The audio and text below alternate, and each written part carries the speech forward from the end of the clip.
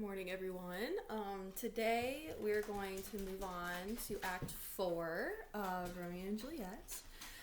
It has 5 scenes, but all the scenes are pretty short, so I might just go through the whole act. It kind of depends on how long the video ends up being, but yeah, I mean, I'm just going to start with Scene 1 and kind of get into it. So Act 4, Scene 1 is right here on page 177.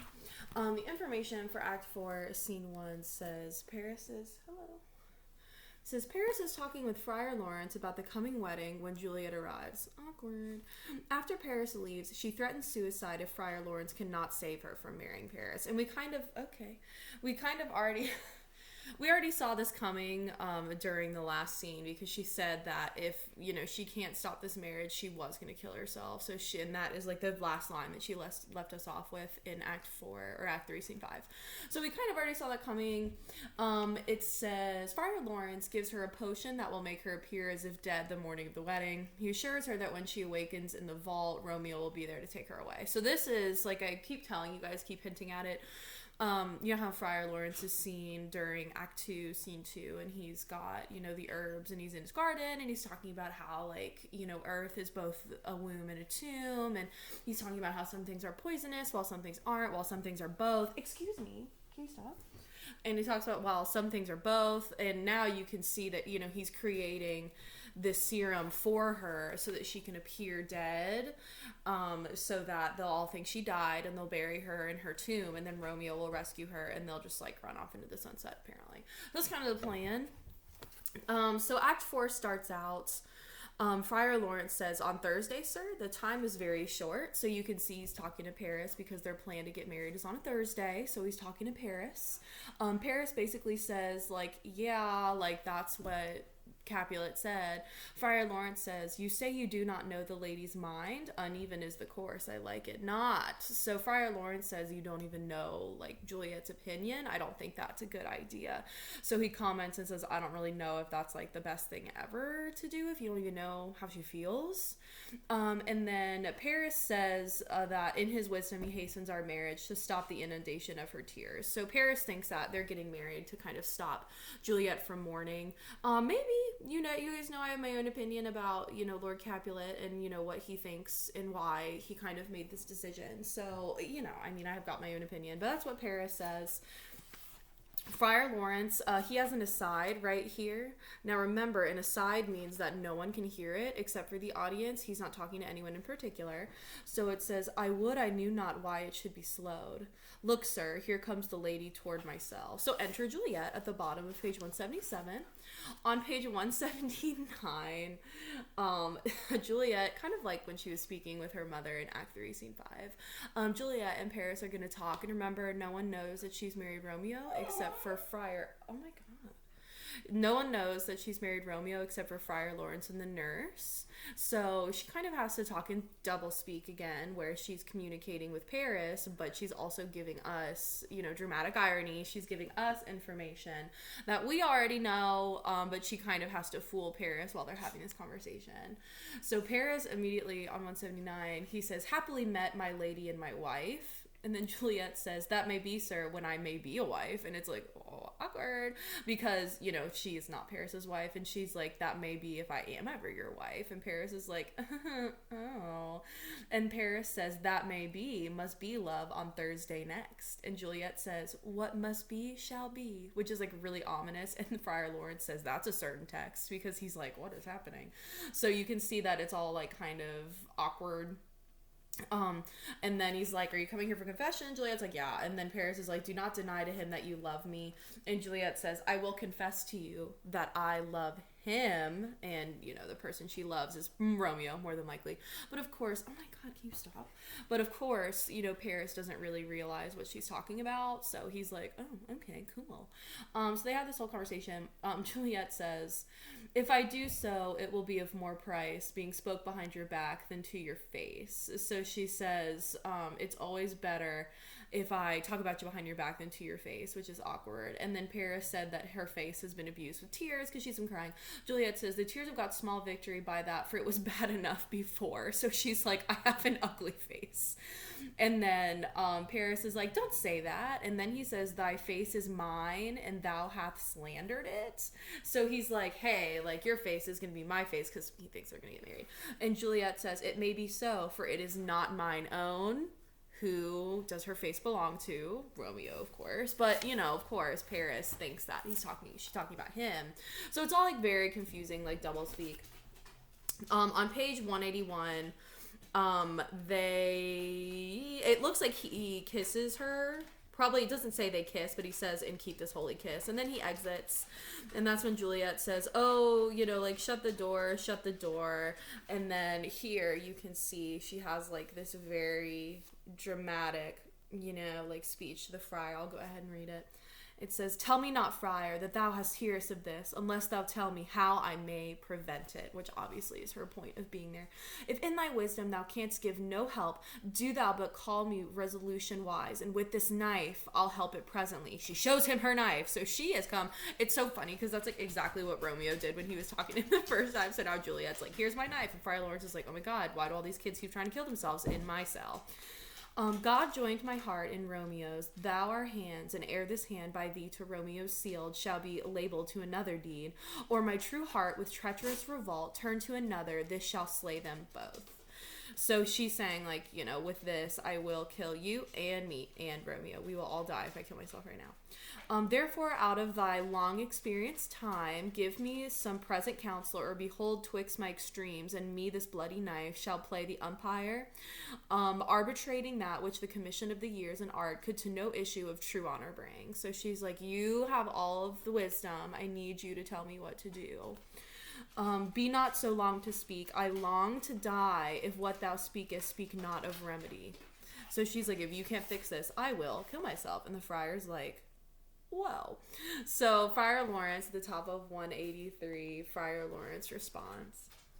He says, hold, daughter, I do spy a kind of hope which craves as desperate an execution, as that is desperate which we would prevent. If rather than to marry County Paris thou hast the strength of will to slay thyself, then it is likely thou wilt undertake a thing like death to chide away this shame. So he's saying, like, if you are willing to kill yourself, you will probably kind of do what my plan is. He's like, I think you will take on something like death, which is, you know, his potion that will stop her heart but not kill her. So he's like, I think I have an idea because of Juliet's, you know, dramatism. He's like, I think I have an idea. And then she says here, God, so dramatic.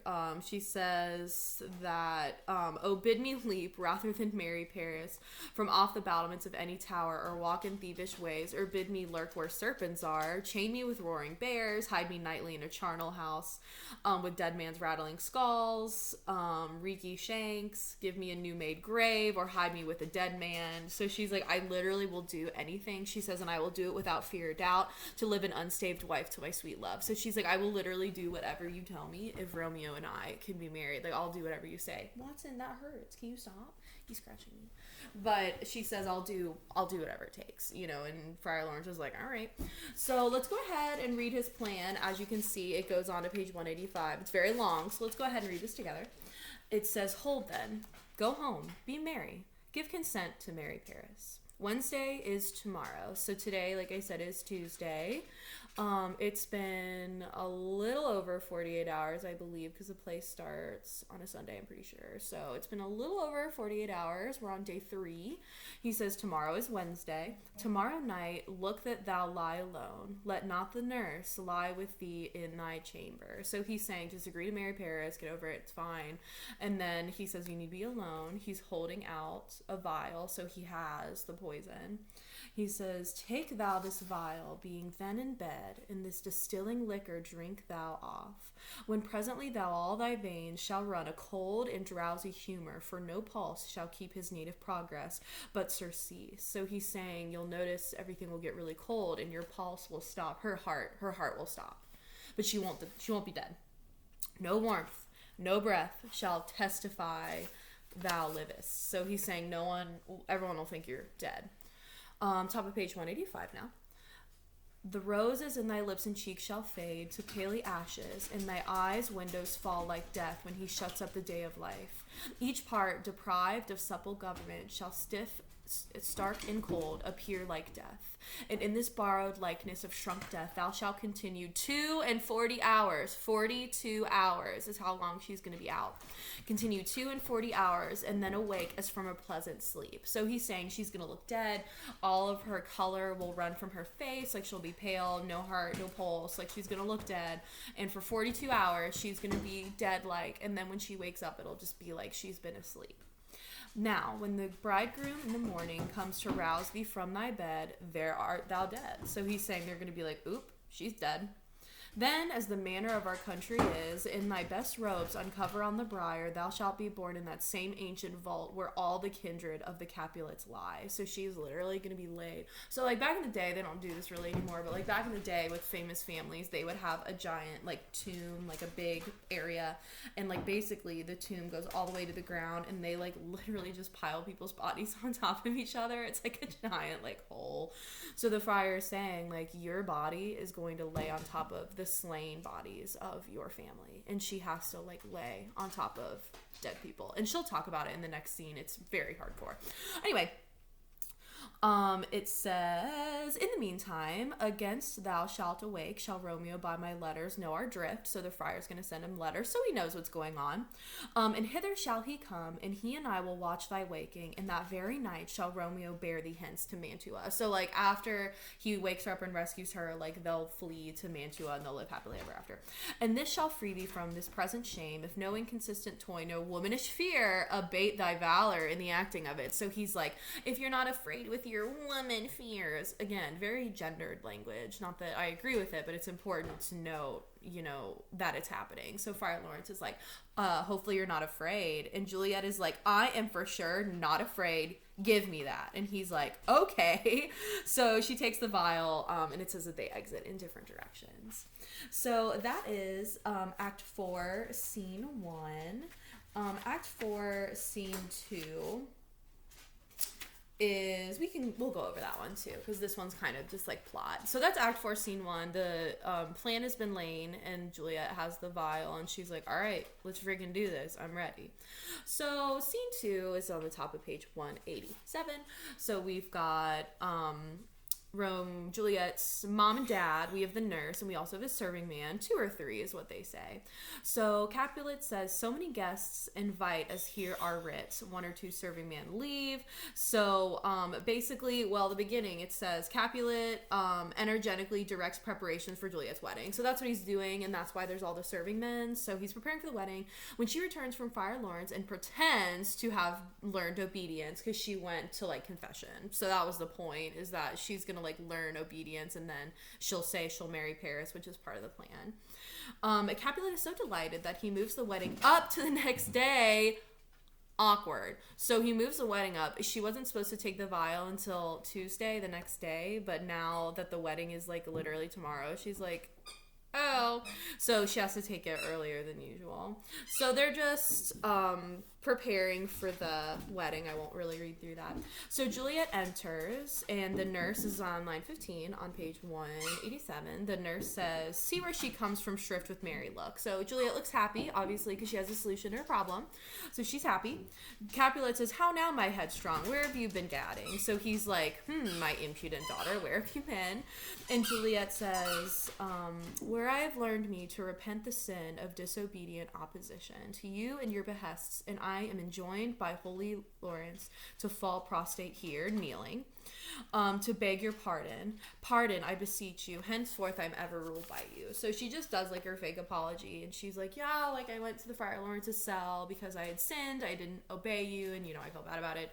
So she's back, and she kneels, and she's like, you will rule over me. She says, you will rule over me, like, it's fine. And Capulet says, oh, cool. go tell the county I'm so excited. And then he says, I'll have this knot knit up tomorrow morning. So he moves the wedding up, and he says, okay, well, we're just going to do this tomorrow, which they're going to do it on Thursday, but they're doing it on Tuesday instead. So that's a little bit unfortunate. And then Juliet, again, is doing some double speak here. She says, I met the youthful lord at Lawrence cell and gave him what becomed love I might, not stepping o'er the bounds of modesty. So she says, oh yeah, like I saw him at the tomb, and she says she did not overstep the bounds of modesty. So that's probably why I was such a bitch to him. But that's what she says, and Capulet's like, oh, like I'm so glad that you met him, like blah blah blah, whatever. And then she talks to the nurse a little bit. The nurse doesn't really say a lot, and then we've got Lady Capulet and Juliet here at the bottom. So Lady Capulet says, we shall be short in our provision, 'tis now near night. So apparently it's like already Monday night, so it's been a little bit. And Capulet says, tush, I will stir about, and all things shall be well. I warrant thee, wife, go that of Juliet. Help to deck her. I'll not to bed tonight. Let me alone. I'll play the housewife for this once. So he's saying, like, he's going to prepare the house basically all evening so that they can be ready. So that they can be ready for the wedding tomorrow morning. So he's like, I'll basically be up all night, which I don't think is good for Capulet. He's like old and kind of going crazy, but he says he'll be up all night preparing for the wedding, which I guess is whatever. But that's the end of scene 2. So it's kind of just a plot thing. It's just letting us know, like, here's what's happening. Like, the wedding's been moved up. Juliet does what she's supposed to do. And then, here you go. Scene 3, is this the one with her? Oh, scene 3 is so good. So scene 3, I'm just gonna whatever.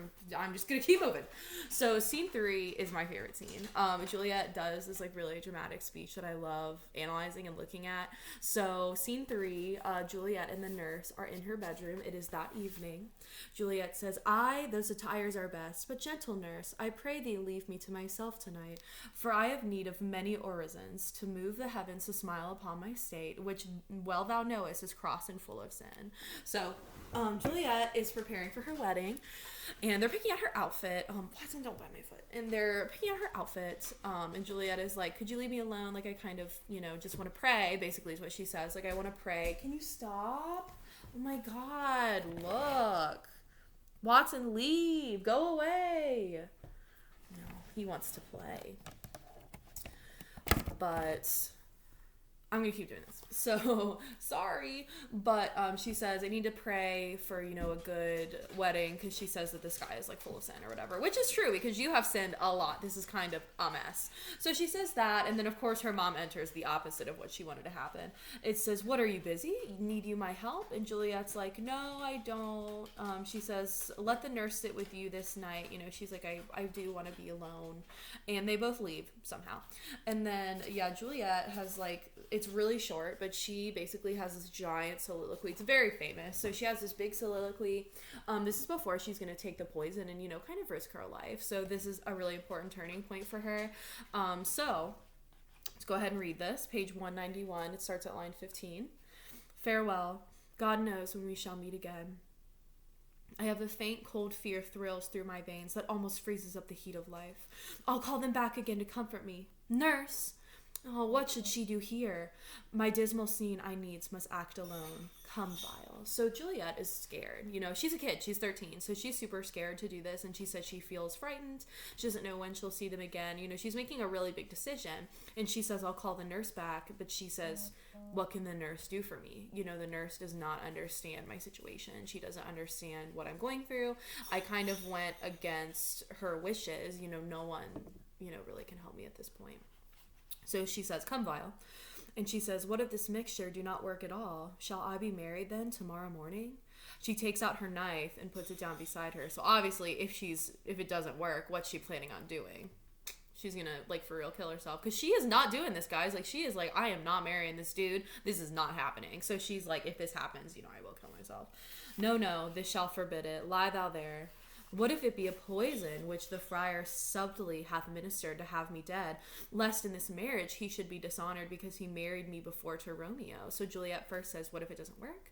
Then she says, what if Friar Lawrence is actually poisoning me because he's embarrassed that he broke the law and married me to Romeo? So what if he's killing me because he's been dishonorable? So that's like her second fear. Then she says, I fear it is, and yet methinks it should not, for he hath shall been tried a holy man. So she's like, he's a pretty good dude. But is he though? Because this is all very convoluted and he should not have done this in the first place. But it's my opinion. How if, when I am laid into the tomb, I wake before the time that Romeo come to redeem me? That's a fearful point. Obviously, like, why would it be scary if she wakes up by herself in the tomb? It'd be super scary because all of those dead people are underneath her and then the tomb is covered. So she's trapped, like, in the darkness with dead bodies. So obviously that'll be scary. And she kind of describes it here, and I love the way she describes it.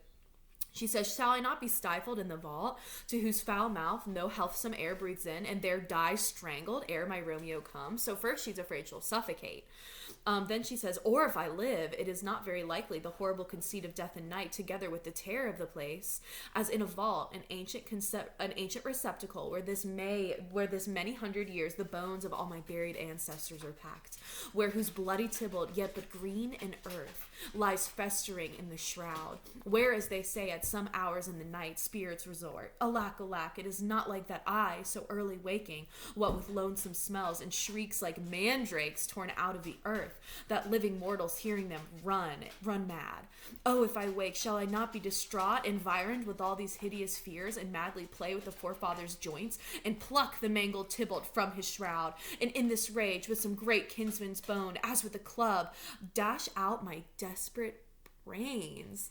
So she says, like, it's gonna be super scary, and she says ghosts are gonna be shrieking, and you'll have these dead bodies, and it'll be haunted, and she's super scared. She says that she will take Tybalt's, like, bones and bash her brain in so that she does not have to live through it. So it's like, whoa, it's so metal. So she says this, it's like, holy crap.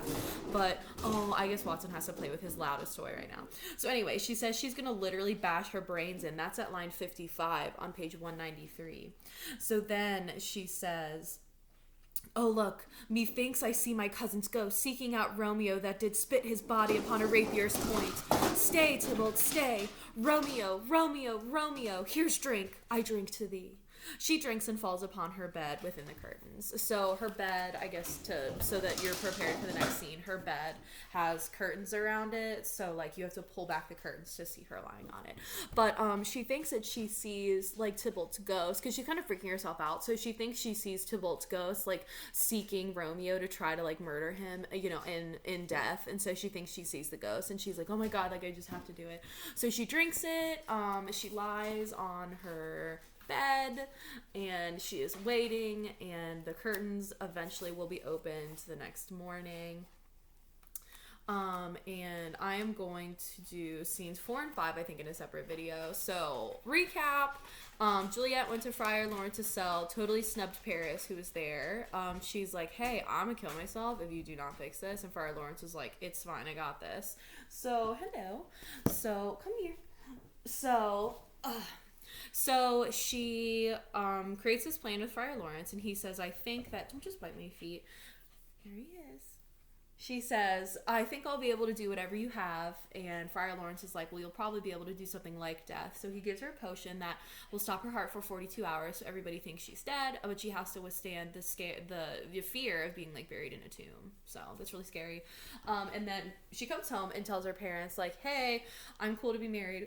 And her dad is like, sweet. So he moves the wedding up to tomorrow instead. So he works all night to get the wedding prepared. That's why Juliet's like, oh crap, like, I have to take this poison right now. So she kind of is freaking out. Obviously, like, she's 13 and she's about to abandon her entire family, you know, and then leave and pretend to be dead, like, forever. So she's freaking out. But she does take the vial. It is Monday night, and then Tuesday morning, you know, obviously they find her dead, and then a couple more things happen. So we'll take over with 4 and 5 either later today or tomorrow. But I hope that helped. If you guys have any questions, you can leave them in the comments, or you can send me a message and I will happily answer it.